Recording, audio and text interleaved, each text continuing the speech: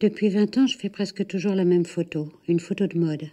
Une robe, une femme, ou plutôt une femme, une robe. Dedans, dehors, debout, assise, plus près, plus loin, à l'ombre, au soleil, l'été, l'hiver, peu importe.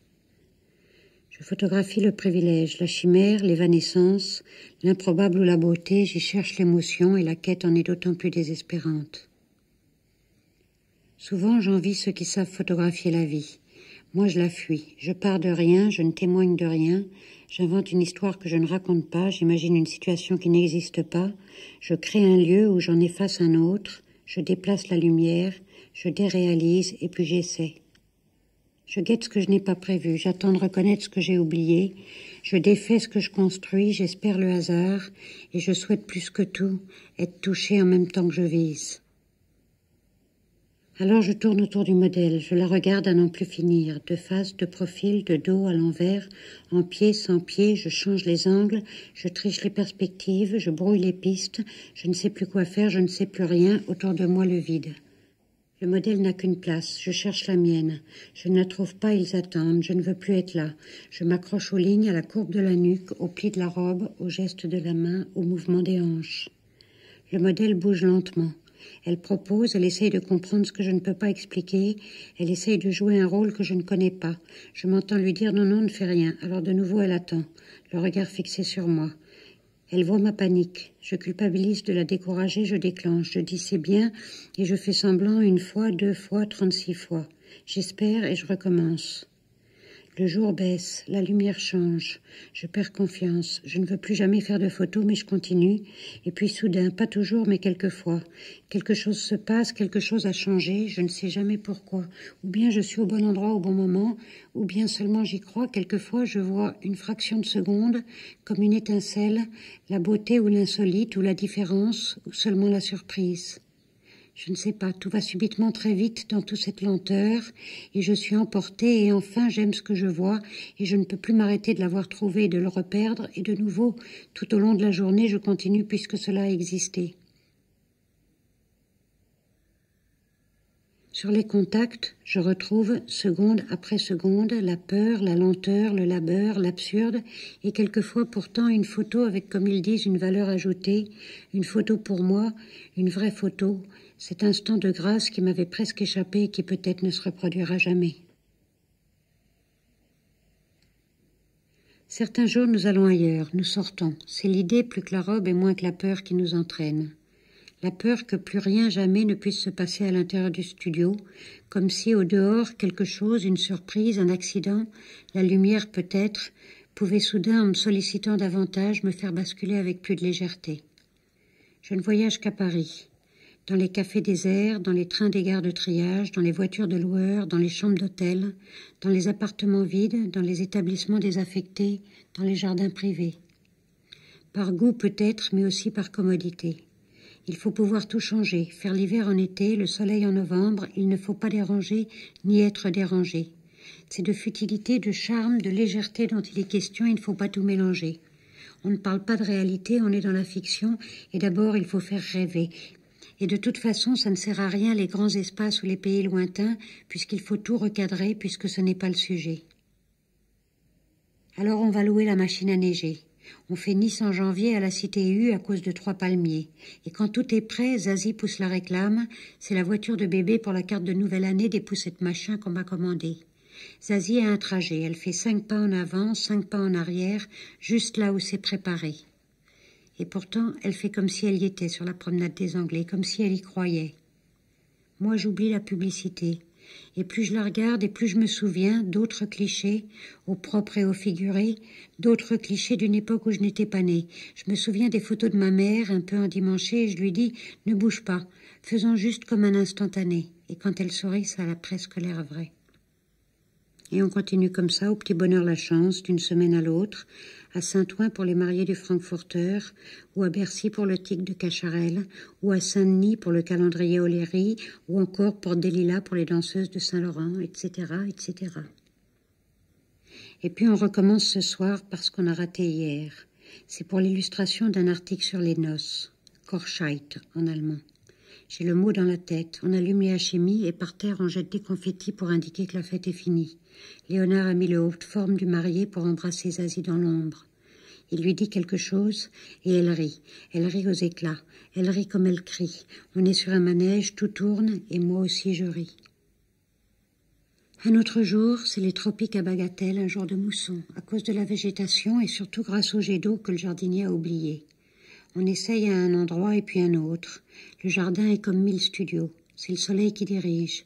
C'est lui qui fait les ombres portées. Nous, on compense, on rebalance, on renvoie et quand on ne peut plus le contrôler, on se déplace. Au début, tout est beau dans la nature parce que ce n'est pas cadré et que l'œil peut se balader. Mais la voilà prête, et coiffée et maquillée, le temps a déjà passé. Je ne suis pas là pour expérimenter. Quelqu'un m'a dit un jour, le plus dur avec ce travail, c'est qu'il faut toujours privilégier la performance au détriment de la recherche. Pour moi, les deux ont toujours été liés, d'autant plus que je sais très bien que si l'on ne m'avait rien demandé, je n'aurais probablement rien fait. Ça m'aide que mon travail soit appliqué, ça donne un sens à la dérision, cela m'encadre, et c'est une direction. Plus tard, au pied de l'arbre, elle s'endort. Rien ne se passe. Et puis le soleil, à travers les feuilles, fait des taches sur son visage, comme les pois sur sa robe. Je pense aux femmes blondes dans certains vieux films allemands que j'ai aimés, et de nouveau je suis entraînée, et tout au long de la journée, on se raconte des histoires qui ne seront jamais tournées, juste effleurées. C'est ce même jour, encore plus tard, sur la pelouse, un paon venu d'ailleurs s'est mis à faire la roue assez longtemps pour que je ne puisse plus l'ignorer. C'était probablement la meilleure photo de la journée. C'est vrai, c'était mieux que ce que j'avais imaginé. Au Cap Ferrat, à 6 heures du matin, dans le jardin à la française, c'était comme dans le Sussex. Peut-être à cause de Sacha et de son air d'anglaise, ou peut-être parce que le soleil rattrapé dans un miroir s'était couché à l'angle du bassin et se reflétait dans l'eau juste à l'endroit où le ventilateur enfroissait la surface, et que tout paraissait si parfait, si glacé, et me rappelait l'équilibre des images, ou même le titre de ce film « Meurtre dans un jardin anglais ». Et j'attendais comme d'habitude que quelque chose se passe, et soudain, en se détournant, Sacha a été ébloui et son visage blanchi, brûlé par ce même soleil du miroir, et j'ai cru y voir non pas un drame, mais l'instant d'après qu'il ait eu lieu, et sans avoir fait de bruit. Et là encore, je ne pouvais que déclencher, et je n'osais plus bouger de peur de perdre un 125e de seconde de ce que je voyais à force de l'avoir imaginé, de peur de m'être trompée et que tout ce que sciemment nous avions élaboré ou provoqué avait échoué. Cela arrive si souvent que nos efforts restent vains, mauvaise synchronisation. L'instant tant attendu était passé tandis qu'on s'affairait. Ou bien je n'y croyais plus à force de l'avoir fabriqué, et alors on changeait tout pour recommencer. C'est un vrai cadeau quand ce n'est pas prévu, quand c'est l'image qui devance, qui même exclut la mise en scène, l'image qui s'impose. Par exemple, c'est son chapeau que je dois photographier. Elle est allongée dans l'herbe et je tourne autour de son visage. Mais par-dessus l'appareil, ce sont ses pieds que je vois subrepticement. Je vois les nénuphars sur l'étang qui soulignent la dentelle sur les jambes, inertes. Je vois une histoire, c'est sûr, là, hors du cadre. Je n'ai plus besoin d'inventer. Et même si je ne sais pas très bien encore de quoi il s'agit, il y a un avant et un après. L'instant est là. C'est tout ce qu'il me fallait. Et alors c'est si simple de photographier. Ces moments-là sont rares. Ils arrivent sans qu'on les attende, souvent dans les temps morts pendant qu'on la prépare, que je me balade ou que je répère. Quand ça n'a pas d'importance et que soudain quelque chose me fait cligner de l'œil, comme ça en passant, et qu'alors j'appuie pour voir. De ces photos-là, il y a beaucoup de déchets et pas de contact. C'est quitte ou double, quelquefois triple, jamais plus que ce qu'il reste de vue dans l'appareil, en tout cas moins que 8. Je jette beaucoup, et les seuls brouillons sont celles qui restent.